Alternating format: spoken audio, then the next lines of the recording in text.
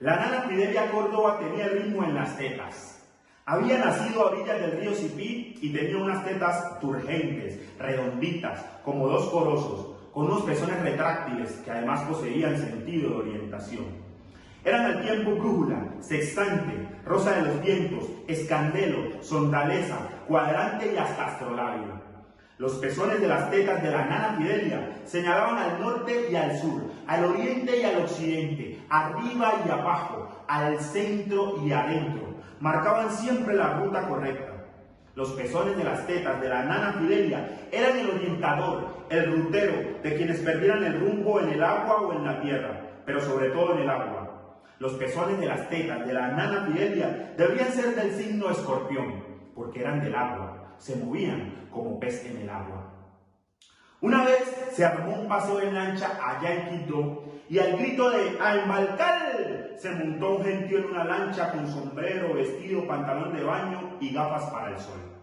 Alguien en el fondo de la lancha ofrecía aguardiente platino, un aguardiente dulcecito y sabroso que hacemos en el Chocó para subir el calor del cuerpo en general.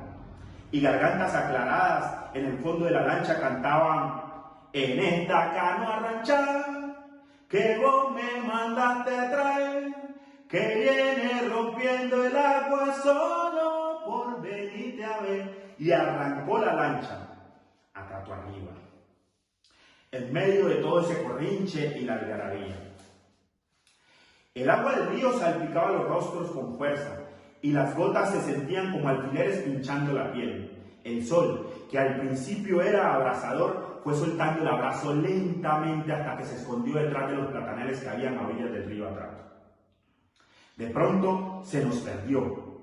A el oscuro metí las manos, a el oscuro metí los pies. Cantó alguien en la lancha momentos antes de que ésta se detuviera sin motivo y sin razón, en medio de la noche y en la mitad del río Atrato. En un principio la algarabía se mantuvo y no faltó quien se echara un chamblún al agua.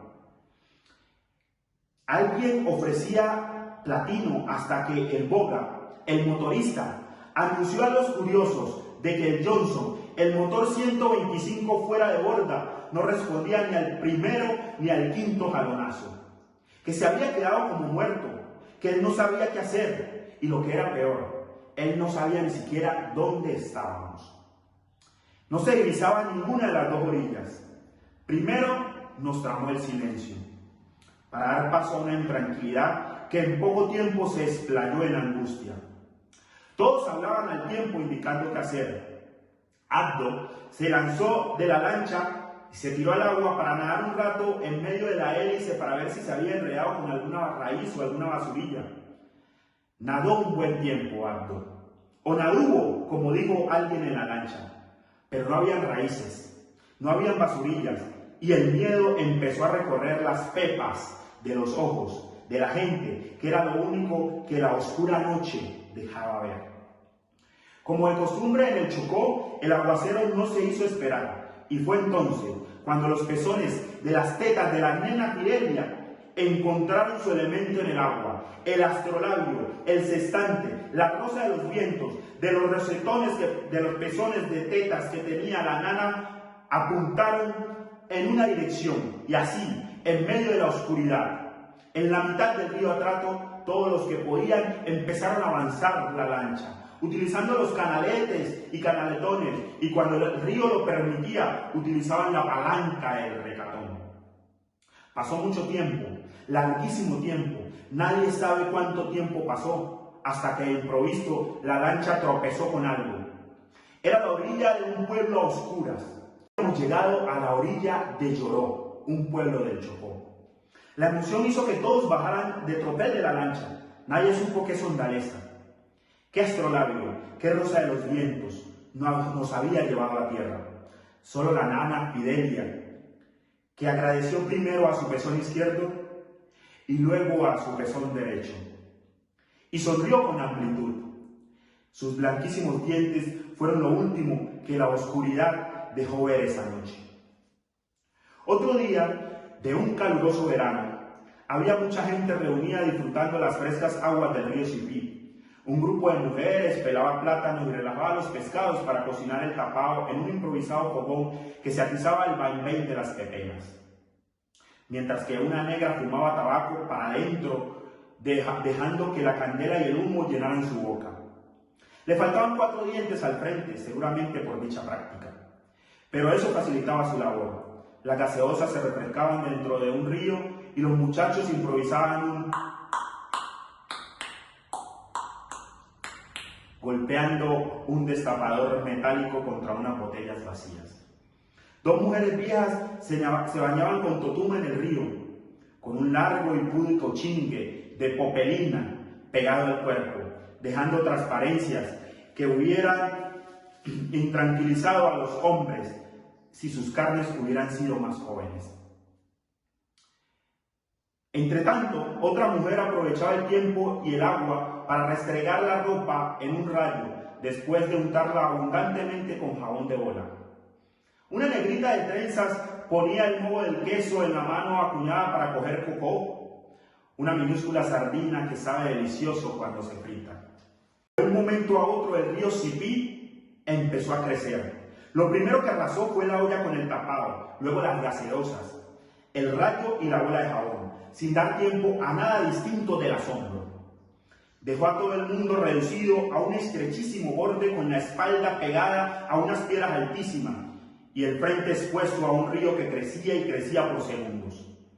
Las gentes sentían, todas al tiempo, que estaban en una sin salida, que el río les había jugado una mala pasada. Casi sin pensar, empezó a oscilar la brújula de los pezones de las tetas de la nana Fidelia, hasta que se detuvo. El retráctil pezón izquierdo señaló un vado en el río.